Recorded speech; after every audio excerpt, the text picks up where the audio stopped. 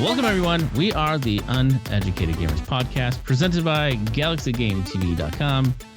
And in today's episode, we are going to, well, just have some uneducated thoughts today about the not announced, unannounced, delayed announced, whatever you want to call it, Breath of the Wild. Just delayed. Breath of the Wild delay. And, you know, we have to talk about PlayStation Plus. Since last episode, we talked about Game Pass. And this is right off the heels of us getting the announcement of PlayStation Plus Revamp. And as I said from the beginning, we are just going to give a bunch of uneducated thoughts today. Joe, how are you doing, buddy? I'm doing just swell, as you know. just make sure you keep an eye behind you to make sure your dog doesn't poop by the door. Well, yeah, I got my screen blurred, so you'll at least be able to see a white blob go into the corner and just crouch and just leave smaller little turds everywhere. Oh my god. What do I have to do? Keep her on the diet, I guess. You know what? I'm thinking about it. I think it's gonna have to happen, and I'm just not looking forward to it. It's a pain in the ass. Anyway. You know what I'm not looking forward to, really? Is Breath of the Wild 2. Okay. Even though it's delayed, even though it's delayed, I don't know if I really care. So yeah. So to kick this off, we just got the announcement from Nintendo that they are going to regrettably delay the release of Breath of the Wild 2 from this year to spring of 2023. Yeah. Okay, is there something up with Nintendo, or are they still just reeling from COVID? So, you think? I think this goes back to I think our chat that we had around this, right? And that's, well, I mentioned, I was like, what is Nintendo really releasing modern day games right now? They've been pretty slow about it. I know you mentioned Kirby just came out. Kirby just came out. But when we talk about like their version of AAA new titles, not 10 to 20-year-old titles, but new age titles, they've been very lacking lately. Yeah, I mean, are you talking about like outside of like the flagship franchises, or yeah? Well, outside of the flagship franchises, I mean, what's that one game, Squidbillies, with the squids? It's a first-person shooter. They're all squids. They're literally squids. Oh, you're talking about Splatoon. Splatoon. That's it. Sorry, I called it Squidbillies. I just couldn't think of the name of it. I mean, that's like really like one of the only IPs that they've come out with in the past, like, what? How many years now? I can't think of anything else, to be honest with you. I'm looking now. And I should have looked at this beforehand, but I didn't. So surprise, guys, we're not very So, okay, Rune Factory 5 just released. Okay. But I don't know. It's just not a game that I'm interested in. Same. And it's not a first party game. Right. I'm talking like first party Nintendo developed. Well, they just came out with Mario Kart 8 Deluxe Booster Course Pass. No, I'm talking like new IPs. I know. I'm being cynical now. No, Chris. I don't think you understand what I'm asking you. I don't know. I mean, they don't really have anything. And, when they do go into a game, they go all in, of course, with like the original Breath of the Wild. I mean, say, like it or dislike the game, it's an immense game. They did a lot with that game. But I'm kind of in the same boat with you, I think. I don't really care. The Zelda series is, for me, as I'm getting older, kind of losing its luster, because it's more moving towards like the open world explore. Here's your sandbox, where it's just like, yes, is that in the spirit of Zelda? Of course, but I don't know. I think I need something a little bit more intimate for myself. You know, it's the old like, hey, just take me through the story a little bit. Just something I need something we're kind of in the middle of where we're at right now. That makes sense.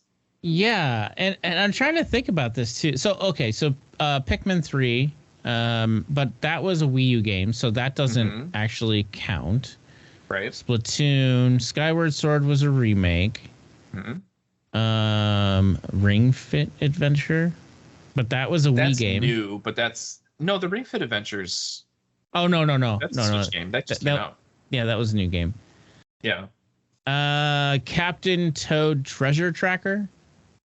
I mean, I guess. Is that first party though? Yeah. Because that's, they might have do the old Retro Studios for Metroid.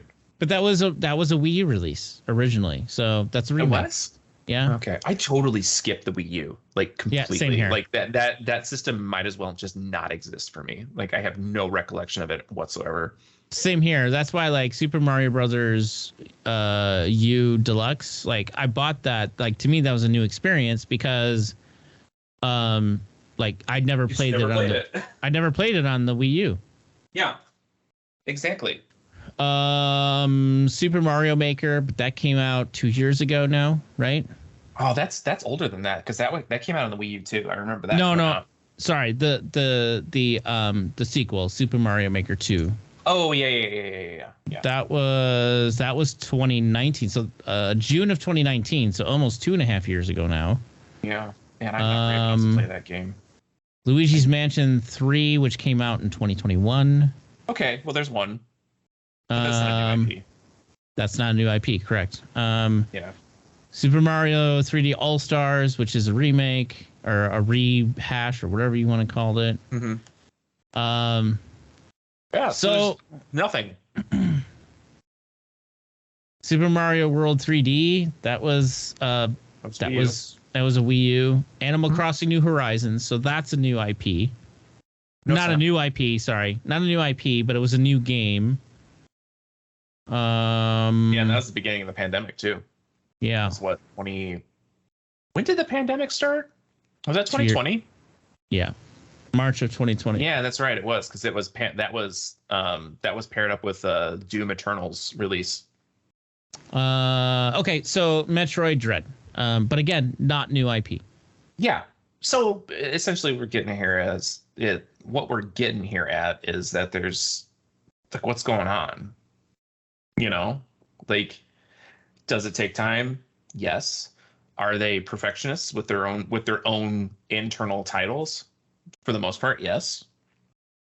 But I mean, like they pushed back Metroid because apparently whoever was working on that in the first place just completely flipped it. And when Nintendo's just like, guess what? We're gonna redo all your work. You fucked up. There's still no news on that game whatsoever. Nope. None. And now they're pushing back Breath of the Wild 2. I mean, it makes sense. It's it's par for the course at this point. I mean, I would rather them release a game that's good instead of like a mess. But so I guess there are. So they are going to. I forgot about this. Mario Strikers Battle League. That's coming out in June. That's even though it's not a new IP, this will only be the second game in that series ever made. Yes, I think it was GameCube was the last one, wasn't it? Yep. Yeah. Fire Emblem Warriors 3 Hopes also comes out in June. Man, can I tell you what? What? Fire Emblem. Who plays those games?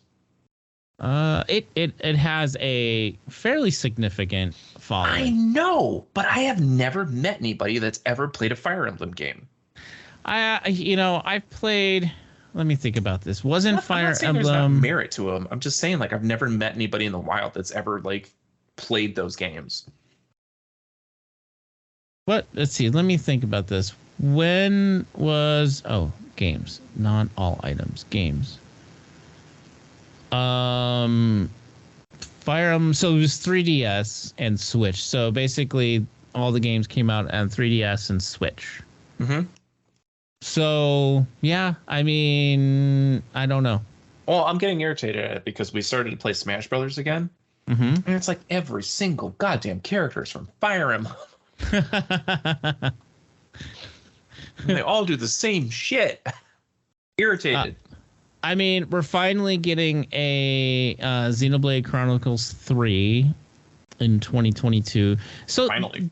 they are actually Bayonetta 3 still is supposed to come out this year. Bayonetta? Bayonetta 3, yep. So I guess they have some things in the bucket, but Of course they do.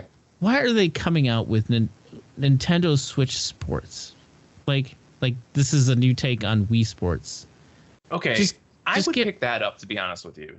I don't like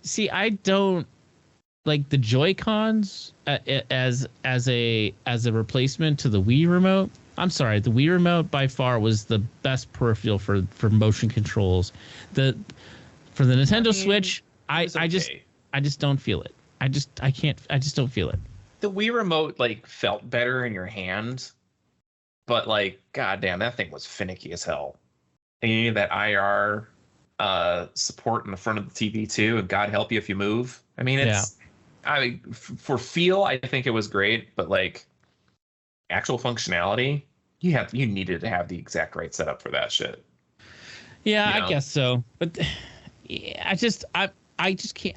For some reason, I have not been able to buy into using the Nintendo Switch Nintendo Switch remote as a motion control. The Joy-Cons. Yeah, I don't either. I mean, we started getting our controllers to drift when we were playing games. We were playing Hades, I think, and we just kept on like walking us into lava, and we are just like, well, this is bullshit.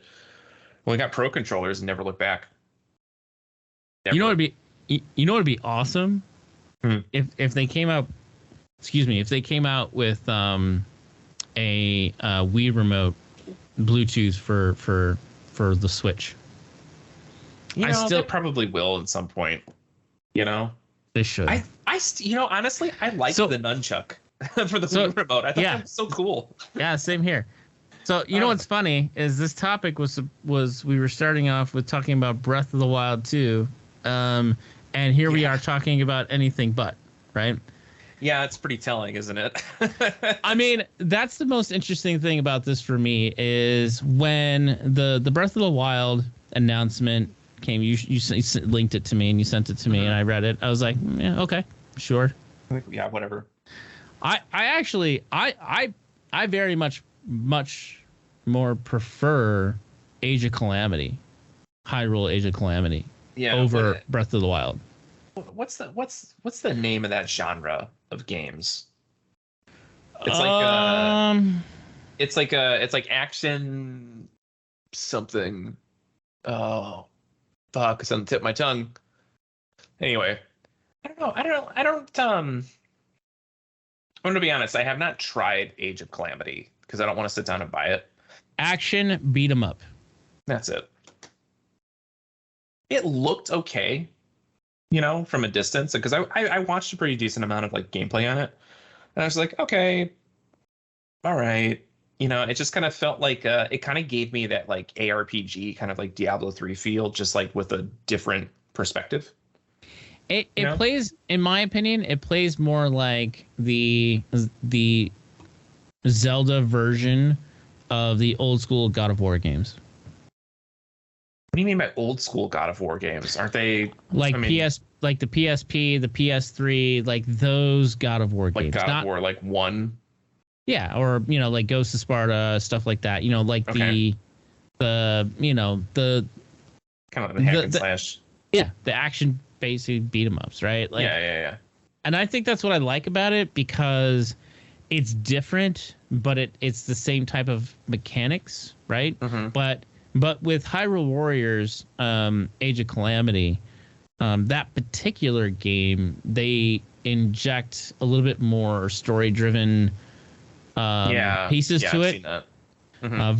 Versus, go do this, beat all these people up, and then get to the next phase, beat all those people beat up, more people up, and believe it or not, you got to beat up more people.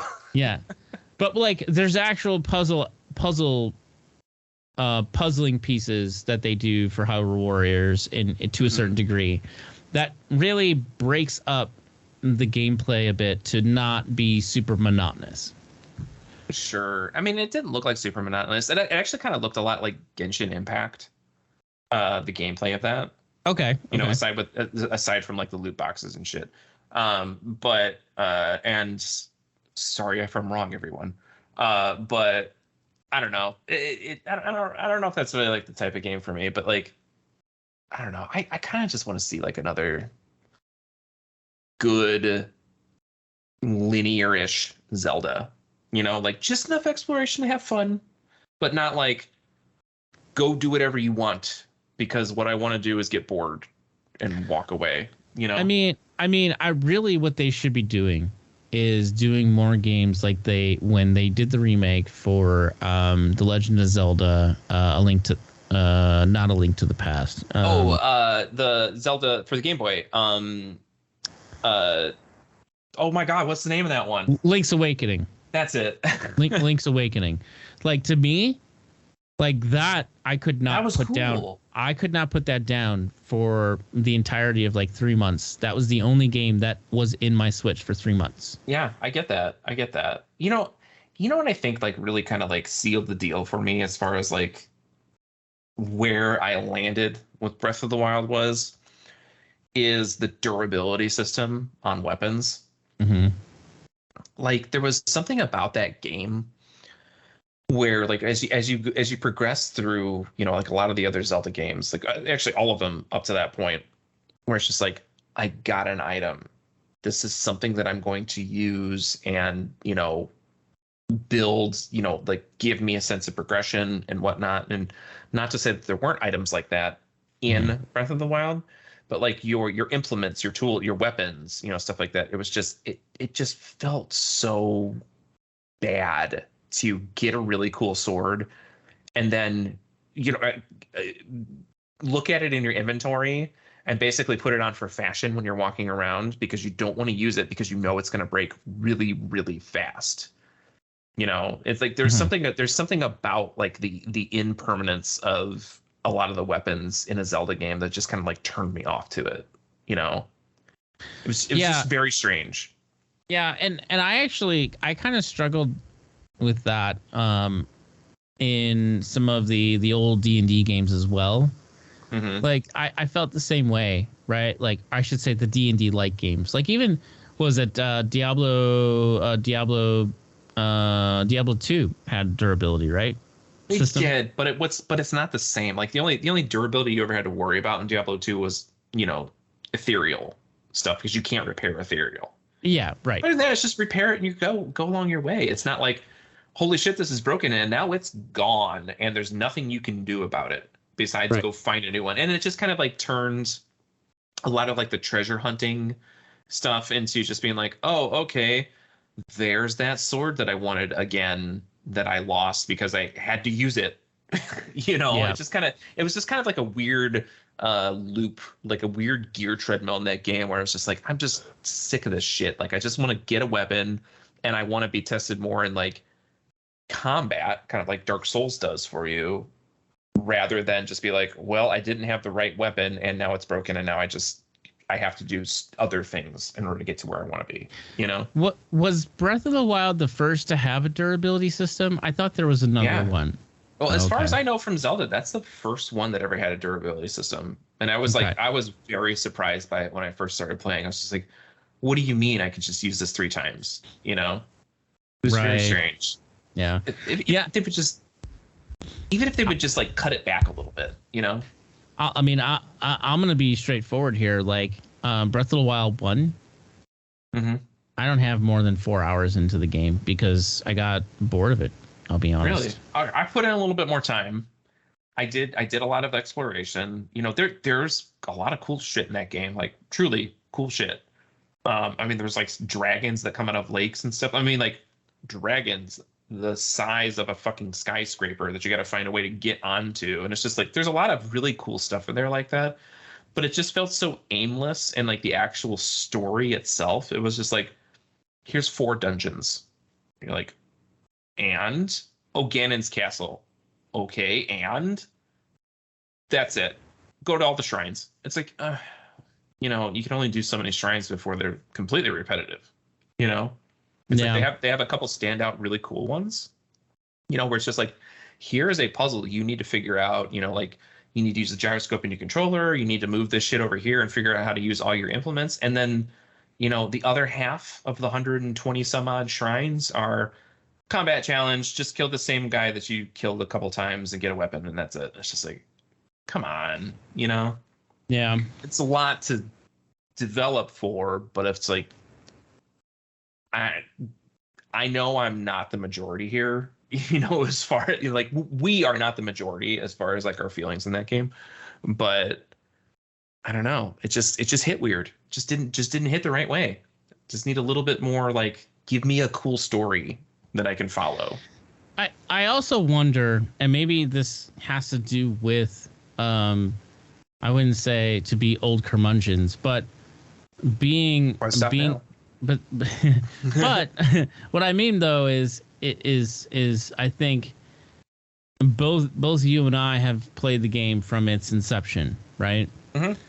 And even though the Zelda games have evolved, and some could argue some of the Zelda games evolved quicker than they should have in certain platforms. Yeah. I think regardless of that, the gigantic leap that Breath of the Wild took from its previous generation game, you know, the last main title game it was Skyward Sword was a tremendous like skip, like, you know, heartbeat skip ahead. Oh, for sure. It was a Grand Canyon jump ahead. You know, Skyward Sword had a little bit of that exploration. Well, all Zelda games have exploration. You know, there isn't a Zelda game that doesn't have that. Yeah. But it's always been kind of, you're in this area, explore this. It's like you're in a room in a haunted house. It's like, explore this room. You know, granted, the room changes sizes, but it's all still the same thing. It's like you are in an instance mapped content. Done. Breath of the Wild was just like, you got out of this cave, have a great time, figure out how to get off this plateau. You know, God help you if you didn't read, you know, everything that the NPCs were telling you. Because I remember the first time I played it, I could not figure out how to make the spicy food in order to get up to the mountain to get to the third shrine. And I was just like, I swear to God, it's like you use this pepper and you use this and that, and I was just like, what am I doing wrong? And I read it again. I was like, oh, I'm stupid. Okay. But I mean, I think the thing that kind of like, it was so open world. It was just like, as soon as you like got off the plateau, in my experience, because I went back and I played it a second time too. In my experience, the second time was a lot smoother, of course, because I knew what the fuck I was doing. But like the first time, it was just like, it was so aimless. Like I had no idea what my first objective was, you know? So let me ask it this way then. And I'm thinking about this as you're describing it. And for me, maybe I just wasn't ready for a sandbox like Zelda game. Maybe that's what it is. Maybe I wasn't either. I mean, like I was kind of into it because I was just coming off of like The Witcher 3, and I was just like, I had a great time. Never finished The Witcher 3. I swear to God, I did every single side quest there was. And then for the life of me, like I could not remember what the actual main quest was. And I just kind of stopped playing. It's like, I got all the armor, I got all my weapons, I did everything I wanted to do. I don't really care if I finish the story or not, you know? I got like at least 100 hours in that game, and I maybe a quarter of the way through the story, you know? Yeah, and you know, actually, you know what's kind of funny, and it's really strange, and maybe because Breath of the Wild came out before I played Horizon Zero Dawn, right? Okay. And for listeners of this podcast now, in the last probably several episodes, I'm always comparing a lot of things to Horizon Zero Dawn, since it's like my favorite game of all time. So right now, you do you, boo. But Maybe it's time that I actually go back to Breath of the Wild after playing that, because I think Horizon Zero Dawn also being a sandbox like game like that, right? Mm-hmm. Slightly different. It is slightly different, but the conceptual idea of how the game is constructed, the base side of it, the base part of the game is relatively similar, right? Yeah, it is. So I do wonder if I go back. I'm going to actually challenge myself to go back and start. I'll just start from the beginning on Breath of the Wild from zero and see how I kind of net out on it, and I'll report back on that. Yeah, you should. I mean, it's not a bad game. It really isn't. I just kind of shit on it because I don't know. It just felt listless to me. It just wasn't the feeling that I guess I wanted out of a Zelda game. You know, it's like, for what it was, great game. You know, it's like it really pushed the envelope in a lot of areas. And people, you know, of course, will emulate it. But it's just open world games that just don't know if are for me, you know, unless it's like in an MMO setting. You know, I just get kind of listless and I just keep moving. Like Fallout 3, I did the exact same thing. Just all the side quests just go like, you know, it's like ADHD. You know, it's just like, oh, what's this doing? I'm going to go over here and I'm going to do that. Oh, I forgot about that. You know, and Fallout 3, New Vegas, Fallout 4, Witcher, Zelda. I hope it doesn't happen to me in Elden Ring. There is a chance that it might, because in the open world in Elden Ring, I'm just like, how do I get to the instance content? You know? So I don't know. Maybe the open world sandbox games just like aren't for me, you know? Yeah. So yeah, maybe. I don't know. Maybe. But anyway, spring 2023, Breath of the Wild 2. Mark your calendars for probably another delay. I'll be hopefully knee deep in Prime 4 at that point. Oh, honey. That's really optimistic of you. I one can hope. One can hope. I would, what I want to see before the end of the year? I would like to see 10 to 20 seconds worth of footage of Prime 4. Yeah. That's all I need. You know, just give me something to go off of besides the logo. You know, it's been like how many years now? Almost 5 since it was fucking announced. Yeah, I mean, Retro Studios is back on the game, right? Well, they've been back on it for 3 years now. Granted, 2 of those years were COVID years. But didn't they Retro was in the middle of what were they working on? I can't remember. They were working on something, and they always are. And they had to they couldn't jump on it full force. Mm-hmm. They didn't jump on it full force until 2021. Sure. Wait, 21? Yeah. Full force in 21? Full force in 21. Really? Okay. Yeah. I thought they had more time on it than that. No, because let me double check here. I'm looking at Tropical. Yeah. So Tropical Freeze. They were working on for the Switch, and they wrapped that up, and that was 2018, right? And then they jumped into. And then they started jumping into that. I think they were also working on another game. What was it called? And then I think it got canned, but maybe not. Maybe I could be wrong. I don't think so, man. I think they've had more than a year on this, because Nintendo announced that they brought Retro back in many years ago at this point. Before COVID, if my memory is correct. Yeah, I guess so. Man, my COVID brain and time, man, is a real thing. It's real, man. I'm sitting there and I'm just like, didn't that happen last year? And Holly's just like, what the fuck are you talking about? I was like 3 years ago. I'm like, was it? With a lot of stupid shit. It's weird. But anyway, they've been working on this game for 5 years. Certainly there's something that they could show people. There has to be. You know? I mean, come on, man. Well, any fucking thing. It doesn't even need to be actual gameplay. Just give me something. Well, I mean, they didn't see here. Bandai Studios, however, a video released in 2019 general manager announced that Metroid Prime has been delayed.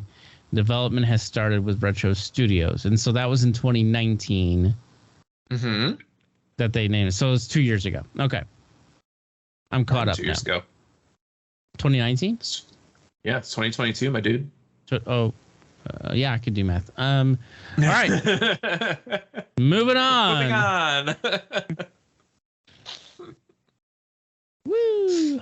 Anyway, so PlayStation. Oh boy.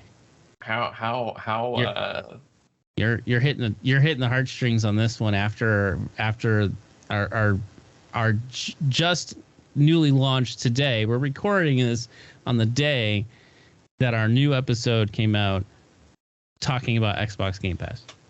Right. And this is essentially the PlayStation equivalent of it. Yep.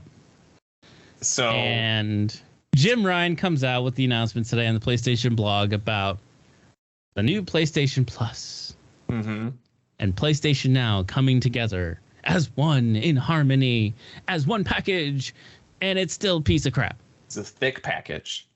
Is it still a piece of crap? I don't know. It's kind of all right, but it seems like it's pretty basic. So let's dig into this, right? Yeah. So it's now into 3 tiers. You got your PlayStation Plus Essential, you have your PlayStation Plus Extra, and you have your PlayStation Plus Premium.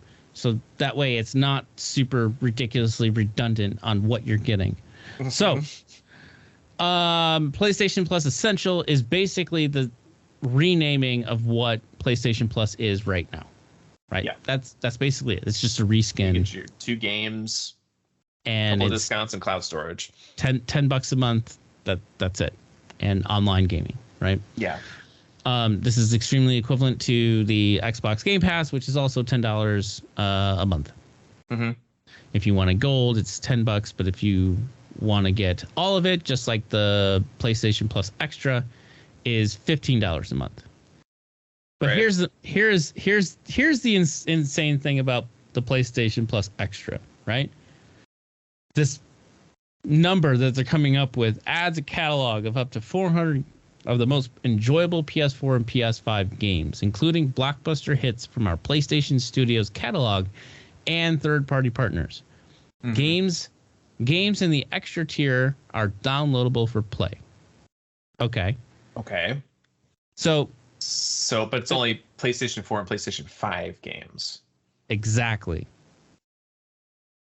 There's the kicker. Right? This is very so you're basically just paying the same amount of money as Xbox Game Pass for 400 PS4 and PS5 games. But yet they don't also tell us what kind of games that we're going to get with this. Well, and also they say 400, but a lot of these games are going to be region locked as well. Yep. So in North America, 300, maybe less. Less. And how many of these are going to be like those, independent games that nobody wants to play? That don't exist. That PlayStation Plus is kind of littered with right now. Well, all stores are kind of littered with those at this point. I can tell you though, like Game Pass is quite refined. Not to be an Xbox. Okay, I know I'm an Xbox fanboy right now. However, we're not sponsored by Microsoft. We are not. However, there's not many games on there that somebody would not play. Sure. And looking through the lists, there aren't any stand out why is that on the list type of games. Yep.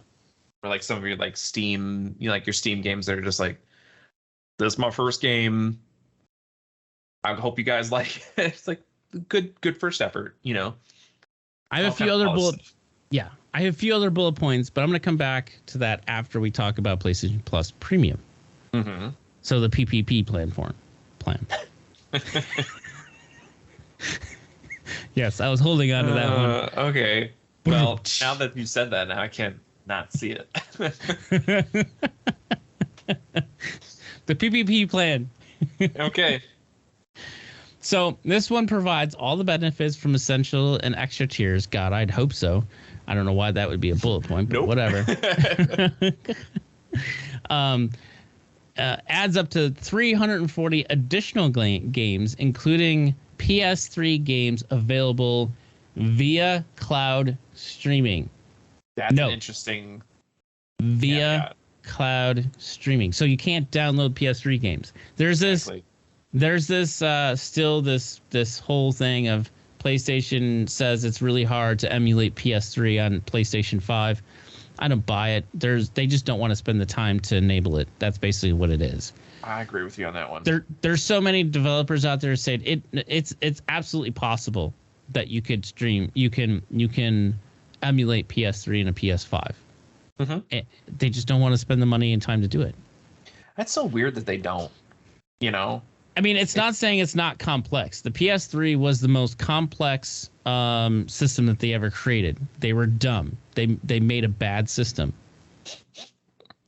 Did they? Was it complex? I've never heard that before. Yeah, it was the there's a reason why in PlayStation 3 era games, Sony was really supreme because they had a lot more. They weren't intentionally exclusive games, but there was a lot of exclusive games that went to PS3 because much of the development, they'd have to redo the development to put it on Xbox. That bad.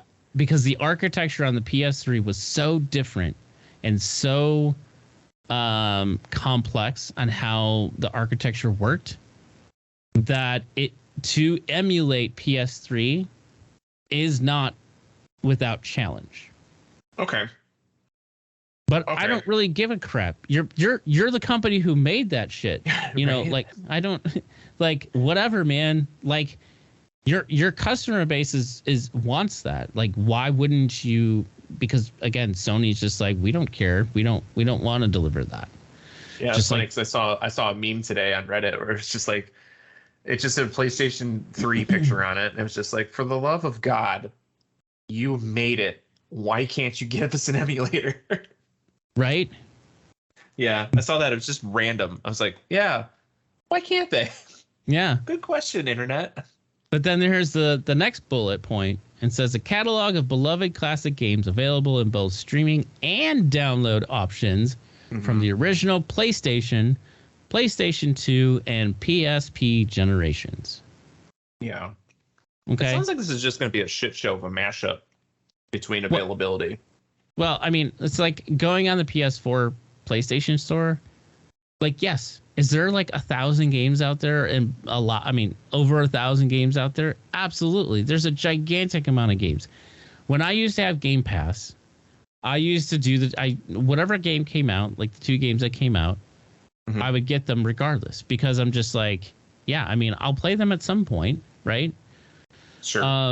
You know, it's like games like Limbo and some of these other ones like Journey came out.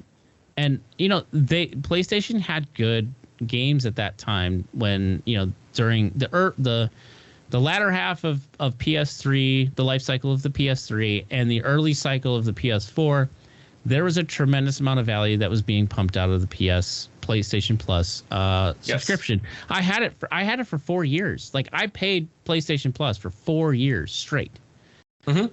And then it just tanked. It just took a dump, and it was just like it was trash. It wasn't worth anything because it was so inundated with all of these PlayStation 2, and PSP games that most people just aren't going to spend $20 to play on your PS4. Yeah, that makes sense. The only PSP game that I ever wanted to play was the Mega Man X remake on that, where it was like the 2D, 3D. Yeah, fair enough. That's the only PSP game that I ever wanted to play. So here's my thing, right? So they're touting close to 740 games, like 700 plus games on with an asterisk on the PPP plan, right? And the one other black eye, you know, you remember limited game trials back in the day where you could just like say download it and whatever? Yeah. So you can now only get them on the PPP plan. Like, they're not even free. You have to pay $17.99 a month if you want to play any of the limited time trials. It's like, what? That's a big... You want people to play your game, give them a demo. Just give them a fucking demo. It's so stupid. It's so stupid. So the PlayStation Plus Premium is $17.99.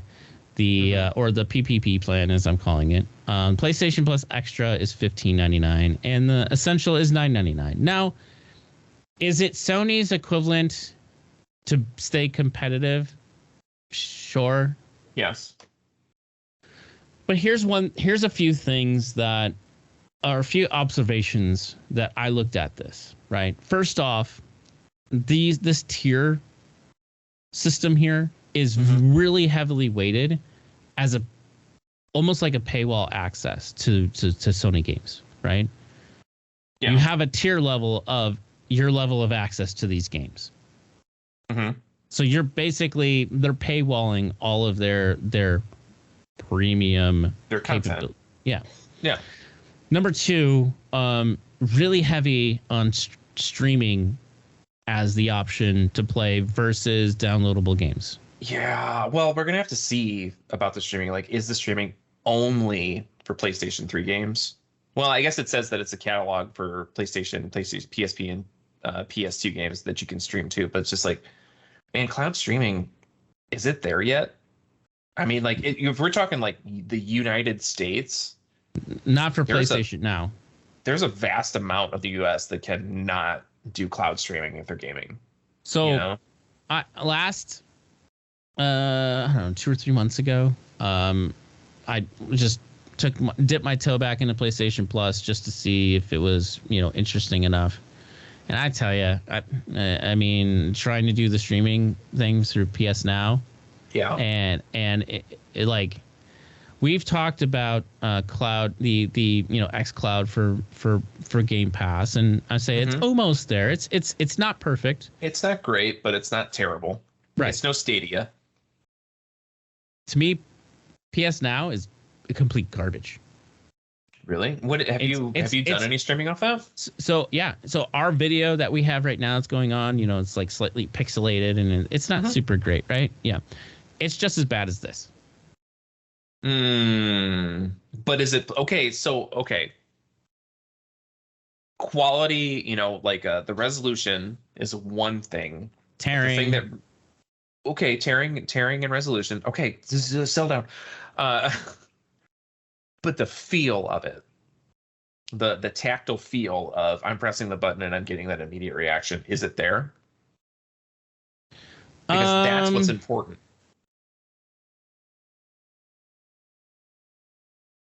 I'm trying to think. I didn't notice that as an issue. Okay. Well, that's at least a step in the right direction. But what I saw, yeah, I don't think I noticed any input lag. But you were definitely getting that when you were streaming Gears of War.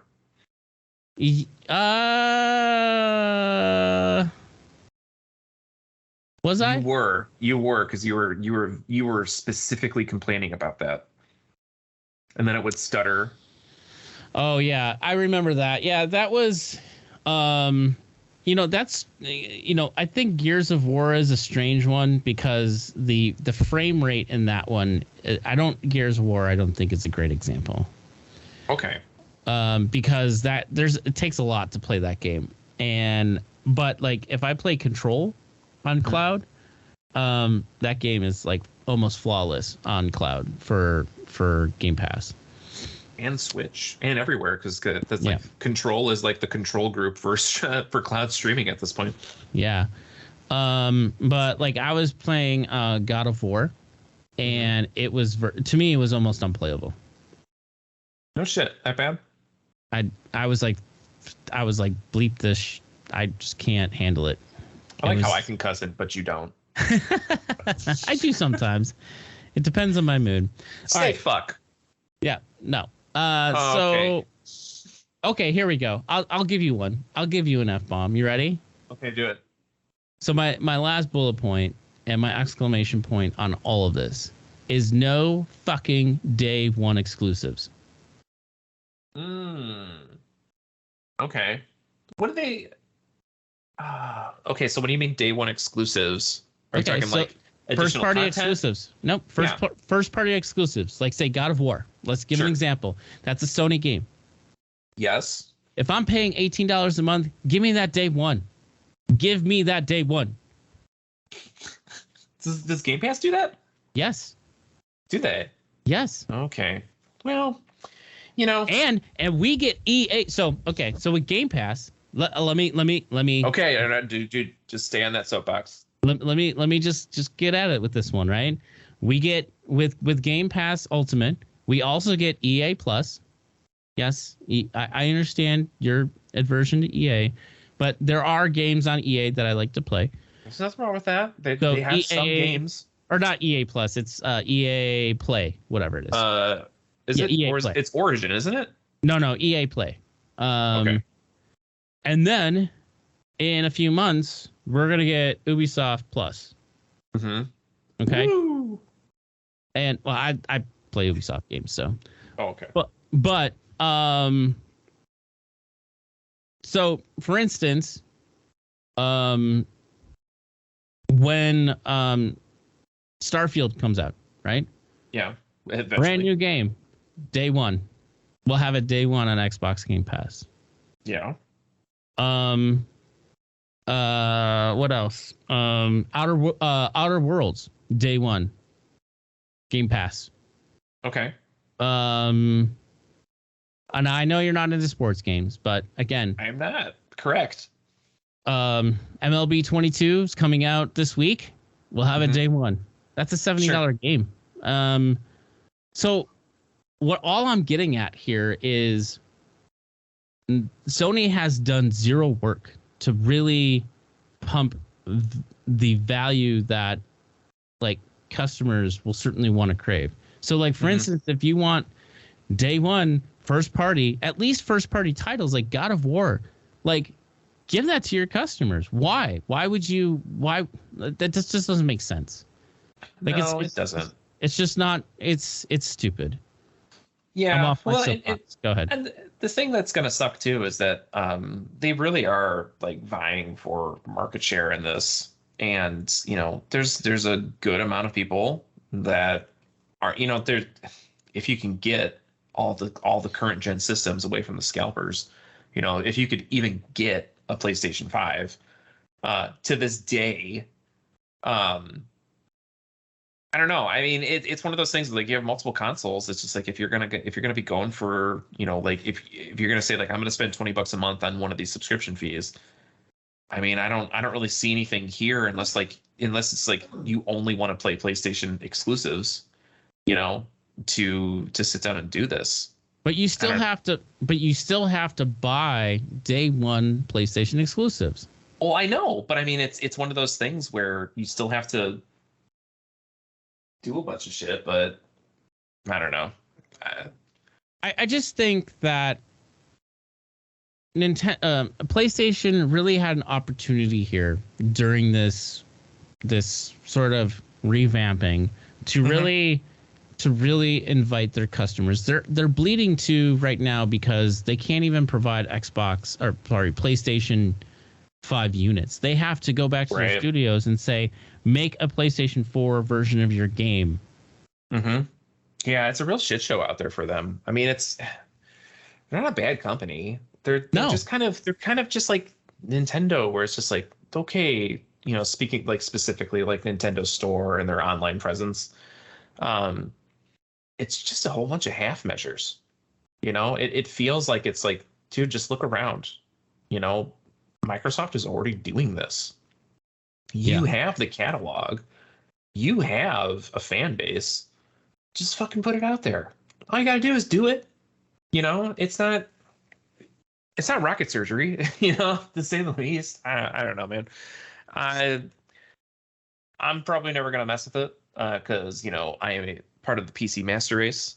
Sure. But I don't know. It just doesn't seem like just kind of like comparing like directly both services. I'm just kind of like, Microsoft's still coming out on top. And I mean, they just keep on gobbling up more and more game studios too, where it's just like, it's only going to get better until a certain point where it's not.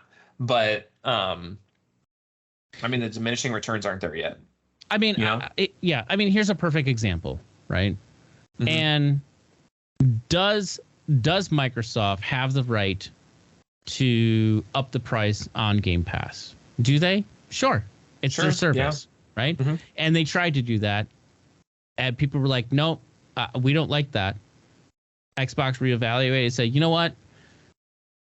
We heard you. We think for now, yes, we're still priced the right price. We're going to leave it, right? Mhm. Microsoft didn't have to do that. No, they don't. Sony, though, is not going to come back and say, you know, everybody's asking about day one titles with your new service because look at your competitor out there. They do that shit. Mm-hmm. And they don't fucking want to do it. They don't want to play in the sandbox with crossplay either. Sony wants to be in their own island. So annoying, right?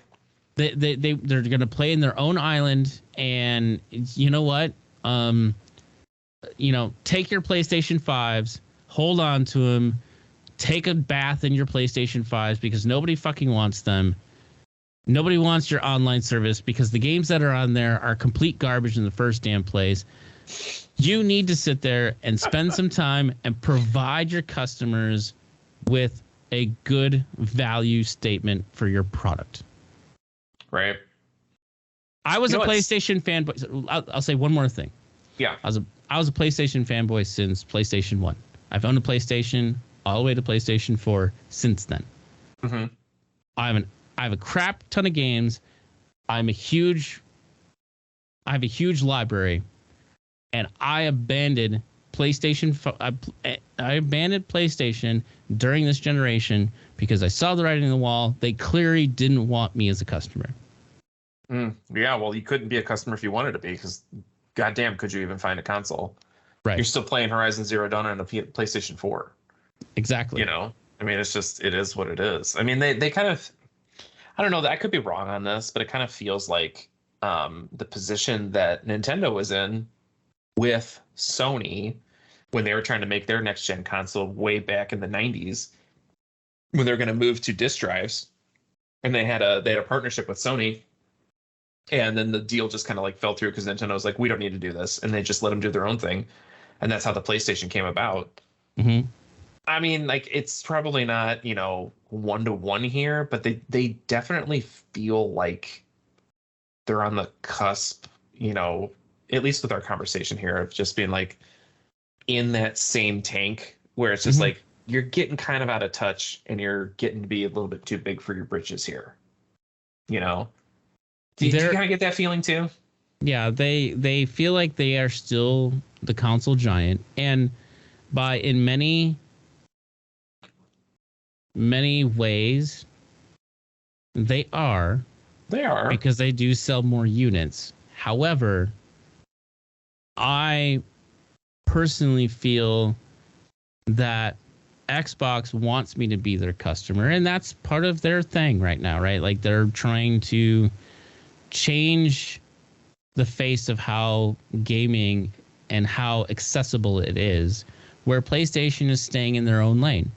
And I think the times are shifting to gaming being more accessible. And Xbox is seeing that trend, and could you say that they are exploiting that? Sure, but they're also intending and purposely providing a tremendous value stream in the services that you pay for from Microsoft. Well, Xbox as a whole, as far as accessibility is concerned, I mean, they have a leg up. They have something that Sony can't compete with, and that's just their parent company, Microsoft.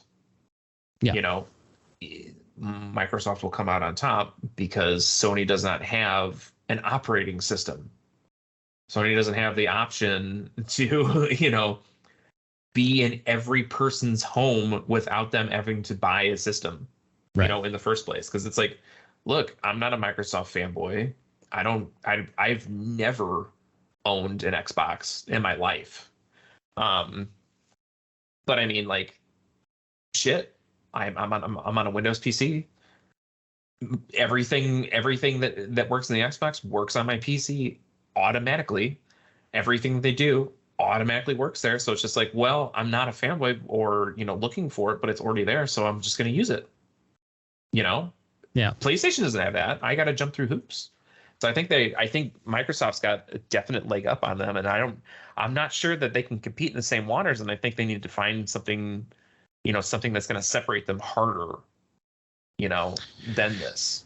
Yeah, and I don't, I don't know if it's separation or if it's a matter of just defining value to their customers.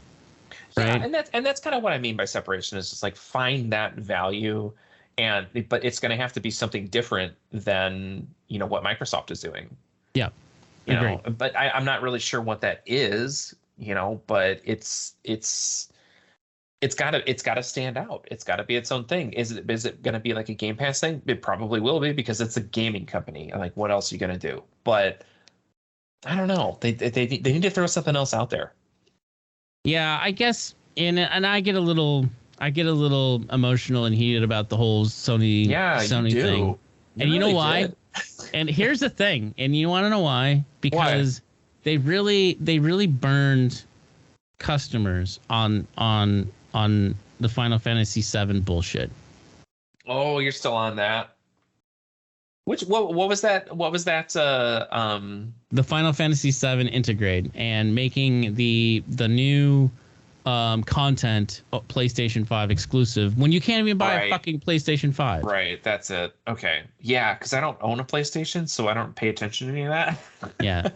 So I was just like, you know me, like I was super excited to play you were Final Fantasy VII, and damn it, like having a blast playing that game. I'm almost completed with it.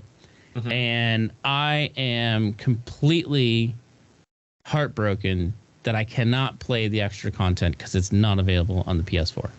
Yeah. Do you think here's something I just thought about. Do you think that the PlayStation 5 is going to be a lost console generation, kind of like the Wii U was? I don't think so. Well, the Wii U was different because nobody wanted to play it. But the PlayStation is different because nobody can play it. So here's an interesting thought with this. I think it's going to be like the PlayStation 3 generation. Okay. And what I mean by that is the PlayStation 3 was also really hard to get. Not as hard as PlayStation 5. In the beginning it was. Right. Well, so here. Yeah, let me get to that curve. Okay, finish your thought. Yes. Yeah, let me get to that curve for a second, because the original PS3 was like the big gigantic one that was almost sounded like a freaking torpedo. I had one of those, yeah. Those were hard to get after the first run. And they had problems. Remember, they had problems manufacturing those beyond the first run. So that's when they immediately got into working on the PlayStation 4 Slim. Mm-hmm. Sorry, PlayStation 3. PS3 Slim. PS3 Slim. Sorry, I misspoke. PlayStation 3 Slim, right? And those were like mass market. They were available everywhere, right? Mm-hmm. I am hearing rumors, and I think there's been rumors out there already that they're already working on a PlayStation 5 Slim. Oh, that wouldn't surprise me. And so it's no way, have shape, or form. New architecture, new meaning internal hardware architecture, and what have you. The question is with the PS3 Slim, we saw no drop off, except we lost the ability to play PlayStation 2 games. Right. Backwards compatibility went out the door. Yeah. So, does the PlayStation 5 Slim remove the ability to play PlayStation 4 games? Well, that's a good question. I mean, maybe. And then the Essential and the PPP plan becomes your way to play PlayStation 4 games through streaming. Right, which is almost a more diabolical way, like Nintendo's virtual store that they have now too, with like, hey, come play N64 through a for paywall. $75 a month. Pay more to get PlayStation. Yeah. Pay more to get the PS4 games. That's exactly. If you take that full circle and you think about that for a second, PlayStation has a pattern of doing this crap. And what's to stop them to do it again? Thanks for listening to our most recent episode of Uneducated Gamers. You can go to Galaxy Game TV to post comments on each of our episodes, or if you have a question or a topic you would like us to include in an episode, feel free to leave a comment. Until next week, we bid you farewell.